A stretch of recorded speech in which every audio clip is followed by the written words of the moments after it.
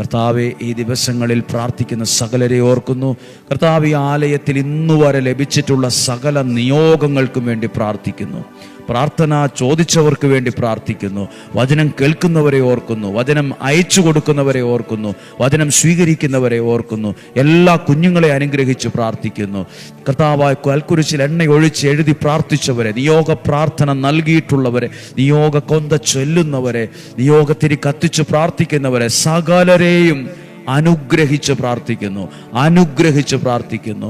രോഗങ്ങളിൽ നിന്നും, അപകടങ്ങളിൽ നിന്നും, ദുർമരണത്തിൽ നിന്നും, മൂപ്പെത്താത്ത മരണത്തിൽ, ചതിയിൽ നിന്നും, വഞ്ചനയിൽ, നിരാശയിൽ നിന്നും, കുറ്റബോധത്തിൽ നിന്നും, പ്രകൃതി ദുരന്തങ്ങളിൽ നിന്നും, പകർച്ചവ്യാധികളിൽ നിന്നും എന്നെയും നമ്മുടെ കുടുംബത്തിൽ ഓരോരുത്തരെയും, നിങ്ങളെ ഓരോരുത്തരെയും സ്വർഗത്തിലെ വലിയവനായ ദൈവം എന്നും എന്നേക്കും സംരക്ഷിക്കട്ടെ, സൂക്ഷിക്കട്ടെ എന്ന് പ്രാർത്ഥിക്കുന്നു.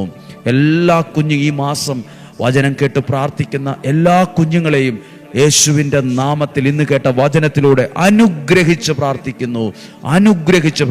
വചനം കേട്ടവരെ, സകല വ്യക്തികളെ, കുടുംബങ്ങളെ സഭാവ്യത്യാസമില്ലാതെ അനുഗ്രഹിച്ച് പ്രാർത്ഥിക്കുന്നു. ഈശോയുടെ നാമത്തിൽ നിങ്ങളെ അനുഗ്രഹിച്ച് പ്രാർത്ഥിക്കുന്നു, ഇപ്പോഴും എപ്പോഴും എന്നേക്കും.